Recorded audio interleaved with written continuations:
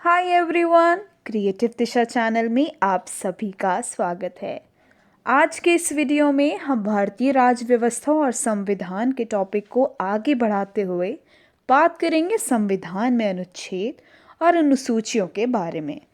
अपने पिछले वीडियो में हमने बात करी थी संविधान सभा की कुछ प्रमुख समितियों और संविधान के स्रोत की। तो चलिए शुरू करते हैं और आज का सबसे पहला क्वेश्चन देखते हैं। भारतीय संविधान में कितने अनुच्छेद यानी आर्टिकल्स हैं? अब इसके ऑप्शंस हैं 300 अनुच्छेद, 350 अनुच्छेद, 400 से अधिक अनुच्छेद या 500 अनुच्छेद। तो दोस्तों इस क्वेश्चन का आंसर है 400 से अधिक अनुच्छेद। भारतीय संविधान में 400 से अधिक आर्टिकल्स हैं। गणना की दृष्टि से वर्तमान में इनकी संख्या लगभग 452 पहुंच गई है, परंतु ये सभी मूल अनुच्छेदों के साथ उपखंड अर्थात क, ख, ग आदि के रूप में जुड़े हुए हैं। ऐसे ही संविधान के भाग की संख्या भी बढ़कर 25 हो गई है। संविधान के मूल पाठ में 22 भाग, 395 अनुच्छेद और 8 अनुसूचियां थीं। संशोधनों के द्वारा कुछ नए अनुच्छेद जोड़े गए और कुछ अनुच्छेद निकाले भी गए। नई अनुसूचियां भी जोड़ी गईं और उनकी संख्या 8 से बढ़कर 12 हो गई है। चलिए आगे बढ़ते हैं और अगला क्वेश्चन देखते हैं। भारतीय संविधान के आरंभ में कितने अनुच्छेद थे? इसके ऑप्शंस हैं 420, 380, 395 या 270। तो दोस्तों इस क्वेश्चन का आंसर है 395। जैसा कि अभी हमने अपने पिछले क्वेश्चन में डिस्कस किया था कि संविधान के मूल पाठ में 22 भाग, 395 अनुच्छेद और 8 अनुसूचियां थीं। उसके बाद कई संशोधन किए गए और इन सभी की संख्या बढ़ गई। तो अभी इस क्वेश्चन में पूछा गया है कि आरंभ में कितने अनुच्छेद थे। तो दोस्तों इस क्वेश्चन का आंसर है 395। अगला क्वेश्चन है, राष्ट्रपति के सिफारिश के बगैर कोई विधेयक जो कर लगाता है विधायिका में नहीं रखा जा सकता। यह प्रावधान भारत के संविधान के किस अनुच्छेद के अंतर्गत आता है? अब इसके ऑप्शंस हैं अनुच्छेद 117, अनुच्छेद 266, अनुच्छेद 306 या अनुच्छेद 307। तो दोस्तों इस क्वेश्चन का आंसर है अनुच्छेद 117। अनुच्छेद 117 में प्रावधान है कि अनुच्छेद 110 क से उपखंड च में उल्लिखित कर संबंधी प्रावधान अर्थात कर अधिरोपण करने वाला विधेयक या संशोधन राष्ट्रपति की सिफारिश से ही पुनः स्थापित या प्रस्तावित किया जाएगा, अन्यथा नहीं। और ऐसा उपबंध करने वाला विधेयक राज्यसभा में पुनः स्थापित नहीं किया जाएगा। आगे बढ़ते हुए अगला क्वेश्चन है, वित्त विधेयकों के बारे में विशेष उपबंध किस अनुच्छेद के अंतर्गत किया गया है? अब इसके ऑप्शंस हैं अनुच्छेद 117, अनुच्छेद 119, अनुच्छेद 121 या अनुच्छेद 123। तो दोस्तों इस क्वेश्चन का आंसर है अनुच्छेद 117। संविधान के अनुच्छेद 117 1, 2 व 3 में वित्त विधेयकों के बारे में विशेष उपबंध किया गया है। अनु 119 में संसद में वित्तीय कार्य संबंधी प्रक्रिया का विधि द्वारा विनियम, अनुच्छेद 121 में उच्चतम न्यायालय या उच्च न्यायालय के किसी न्यायाधीश द्वारा कर्तव्यों के निर्वहन में किए गए किसी आचरण के संबंध में चर्चा निर्बंधन तथा अनुच्छेद 123 में संसद के विश्रांति काल में अध्यादेश प्रख्यापित करने की राष्ट्रपति की शक्ति का उल्लेख है। आगे बढ़ते हुए अगला क्वेश्चन है, भारतीय संविधान के किस अनुच्छेद के अंतर्गत अखिल भारतीय सेवाओं का प्रावधान किया गया है? अब इसके ऑप्शंस हैं अनुच्छेद 310, अनुच्छेद 311, अनुच्छेद 312 या अनुच्छेद 313। तो दोस्तों इस क्वेश्चन का आंसर है अनुच्छेद 312। यानी भारतीय संविधान के अनुच्छेद 312 के तहत अखिल भारतीय सेवाओं का प्रावधान किया गया है। इस अनुच्छेद के अनुसार यदि राज्यसभा ने उपस्थित और मत देने वाले सदस्यों के कम से कम 2/3 बहुमत से समर्थित संकल्प से यह घोषित किया है कि राष्ट्रीय हित में ऐसा करना आवश्यक है, तो संसद विधि द्वारा अखिल भारतीय सेवाओं के सृजन हेतु उपबंध कर सकती है। चलिए आगे बढ़ते हैं और अगला क्वेश्चन देखते हैं। निम्नलिखित में से कौन सी जोड़ी संस्था और संविधान के अनुच्छेद सुमेलित हैं? यानी जो 4 ऑप्शंस दिए गए हैं, इनमें से कौन सी जोड़ी सही मिली हुई है? अब इसके ऑप्शंस हैं: भारत का सर्वोच्च न्यायालय अनुच्छेद 318, भारत का निर्वाचन आयोग अनुच्छेद 324, संघीय लोक सेवा आयोग अनुच्छेद 332 या महाधिवक्ता अनुच्छेद 351। तो दोस्तों इस क्वेश्चन का आंसर है भारत का निर्वाचन आयोग अनुच्छेद 324। भारतीय संविधान के अनुच्छेद 324 में निर्वाचन आयोग के गठन का प्रावधान है। निर्वाचन आयोग का गठन मुख्य निर्वाचन आयुक्त तथा ऐसे अन्य निर्वाचन आयुक्तों से किया जाता है जिनकी संख्या समय समय पर राष्ट्रपति द्वारा नियत की जाती है। अनुच्छेद 124 में सर्वोच्च न्यायालय के गठन का प्रावधान है, जबकि अनुच्छेद 318 में लोक सेवा आयोग के सदस्यों और कर्मचारियों की सेवा की शर्तों के बारे में विनियमन बनाने की शक्ति निहित है। संघ लोक सेवा आयोग अनुच्छेद 315 में उल्लिखित है, जबकि अनुच्छेद 332 राज्यों की विधानसभाओं में अनुसूचित जातियों और अनुसूचित जनजातियों के लिए स्थानों के आरक्षण से संबंधित है। राज्य के महाधिवक्ता की नियुक्ति संबंधी प्रावधान अनुच्छेद 165 में है, जबकि अनुच्छेद 351 में हिंदी भाषा के विकास के लिए निर्देश दिए गए हैं। आगे बढ़ते हुए अगला क्वेश्चन है, निम्नलिखित में कौन एक सही सुमेलित नहीं है? यानी इस क्वेश्चन में जो 4 ऑप्शंस दिए हैं उनमें से कोई 3 सही मिले हुए हैं और एक गलत, तो हमें इसमें से गलत वाला बताना है। तो इसके 4 ऑप्शंस हैं: अनुच्छेद 39 ए जो सामान्य न्याय एवं निःशुल्क विधिक सहायता से रिलेटेड है, अनुच्छेद 40 जिसमें ग्राम पंचायतों के संगठन के बारे में बात की गई है, अनुच्छेद 44 सामान्य नागरिक संहिता और अनुच्छेद 48 न्यायपालिका का कार्यपालिका से पृथक्करण। तो दोस्तों इस क्वेश्चन का आंसर है अनुच्छेद 48 न्यायपालिका का कार्यपालिका से पृथक्करण। यानी इसमें पहले 3 ऑप्शन सही मिले हुए हैं और चौथा ऑप्शन गलत है।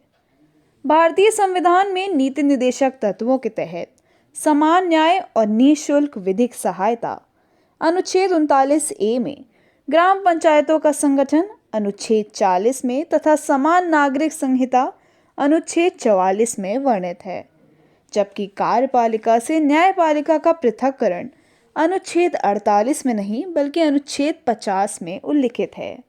अनुच्छेद 48 कृषि एवं पशुपालन के संगठन से संबंधित है। आगे बढ़ते हुए अगला क्वेश्चन है, निम्नलिखित में से किसका सुमेल सही है? यानी इन चारों में से कौन से ऑप्शन सही मिले हुए हैं? अब इसके ऑप्शंस हैं: अनुच्छेद 17 न्याय के समक्ष समानता, अनुच्छेद 78 संसद का गठन, अनुच्छेद 192 संसद सदस्यों के वेतन एवं भत्ते, अनुच्छेद 352 आपात स्थिति की घोषणा। तो दोस्तों इस क्वेश्चन का आंसर है अनुच्छेद 352 आपात स्थिति की घोषणा। अनुच्छेद 352 में आपात स्थिति की घोषणा का उल्लेख है। अन्य अनुच्छेदों के सही उत्तर इस प्रकार हैं कि अनुच्छेद 17 अस्पृश्यता का अंत, अनुच्छेद 78 राष्ट्रपति को जानकारी देने के संबंध में प्रधानमंत्री के कर्तव्य और अनुच्छेद 192 राज्य विधानमंडल के सदस्यों की निर्भरताओं से संबंधित प्रश्नों पर विनिश्चय है। आगे बढ़ते हुए अगला क्वेश्चन है, भारतीय संविधान में कुल कितनी अनुसूचियां हैं? अब इसके ऑप्शंस हैं 12, 16, 8 या 10। तो दोस्तों इस क्वेश्चन का आंसर है 12। यानी भारतीय संविधान में कुल 12 अनुसूचियां हैं। मूलतः संविधान में 8 अनुसूचियां थीं, कालांतर में संविधान संशोधनों द्वारा 9वीं, 10वीं, 11वीं और 12वीं अनुसूचियों को संविधान में शामिल किया गया। चलिए आगे बढ़ते हैं और अगला क्वेश्चन देखते हैं।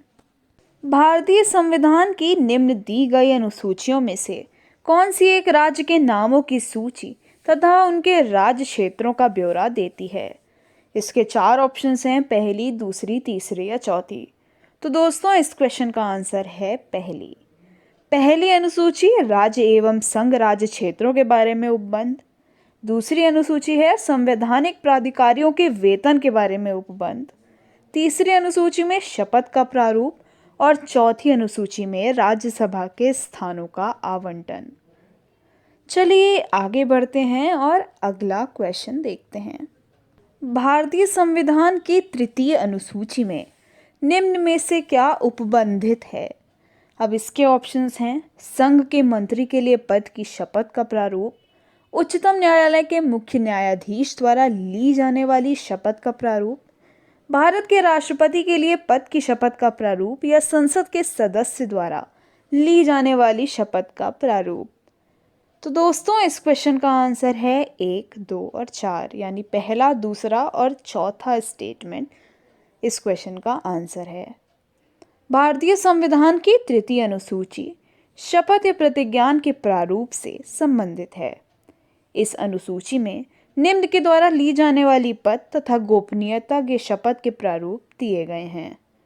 संघ के मंत्री, संसद के निर्वाचन के अभ्यर्थी, संसद के सदस्य, उच्चतम न्यायालय के न्यायाधीशों और भारत के नियंत्रक, महालेखा परीक्षक, किसी राज्य के मंत्री, राज्य विधानमंडल के निर्वाचन के अभ्यर्थी, राज्य विधानमंडल के सदस्य तथा उच्च न्यायालयों के न्यायाधीश। इस प्रकार तृतीय अनुसूची में कुल 8 प्रारूप दिए गए हैं।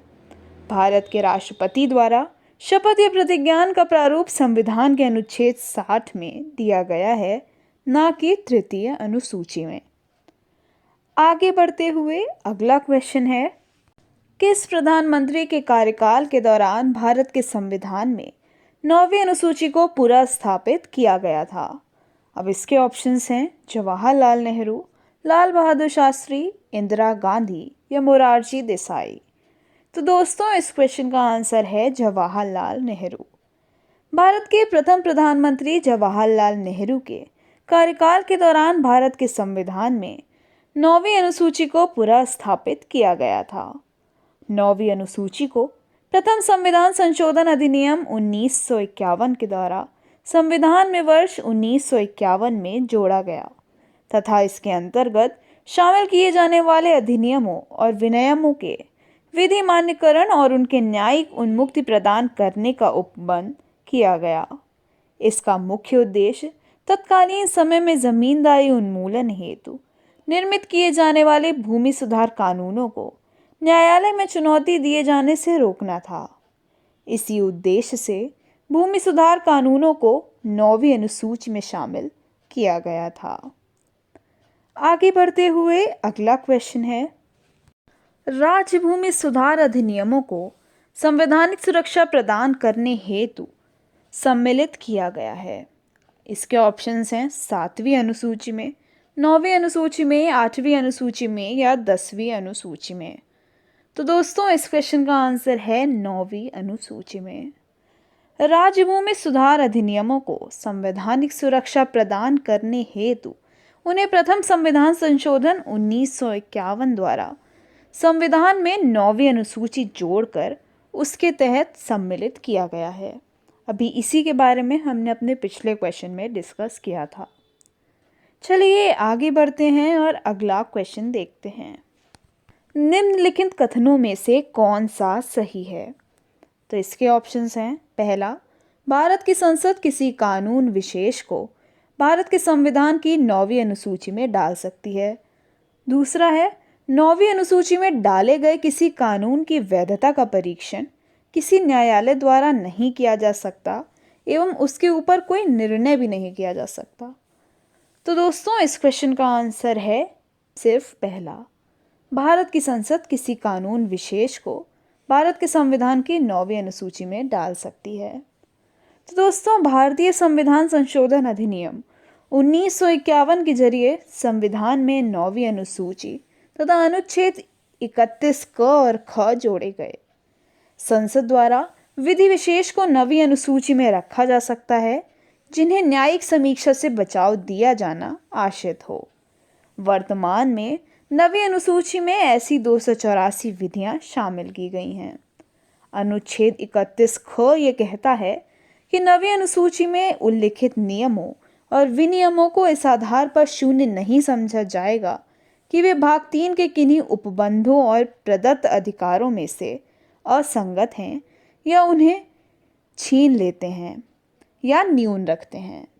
किंतु वर्ष 2007 में सर्वोच्च न्यायालय ने IR कोएलो बनाम तमिलनाडु के मामले में यह निर्णय स्पष्ट करते हुए कहा कि संसद को 9वीं अनुसूची में विधि विशेष को प्रविष्ट करने की शक्ति प्रदान की गई है, किंतु यह न्यायिक समीक्षा के दायरे से बाहर नहीं है। न्यायालय ने निर्धारित किया कि 24 अप्रैल 1973 के बाद 9वीं अनुसूची में शामिल किए गए विधायनों की न्यायिक समीक्षा इस आधार पर की जा सकेगी कि वे अनुच्छेद 21, 14, 19 में प्रतिबिंबित मूल ढांचे की अवधारणा को नष्ट करने वाला है। अतः इन दोनों कथनों में से कथन 1 सही है, किंतु कथन 2 सही नहीं है। चलिए आगे बढ़ते हैं और आज का आखिरी क्वेश्चन देखते हैं। भारत के संविधान के अंतर्गत आर्थिक योजना का विषय क्या है? अब इसके ऑप्शंस हैं राज्य सूची में, संघ सूची में, समवर्ती सूची में या किसी भी सूची में निर्दिष्ट नहीं। तो दोस्तों, इस क्वेश्चन का आंसर है समवर्ती सूची में। समवर्ती सूची की प्रविष्ट संख्या 20 आर्थिक आयोजना का उल्लेख करती है। ध्यातव्य है कि इसी उपबंध के आधार पर भारत सरकार ने योजना आयोग का गठन किया था। तो दोस्तों, आज के वीडियो में हमने बात करी संविधान में अनुसूचियों और संविधान के अनुच्छेदों के बारे में। तो आज के वीडियो में बस इतना ही। मिलते हैं अपने नेक्स्ट वीडियो में कुछ और जानकारी के साथ। धन्यवाद।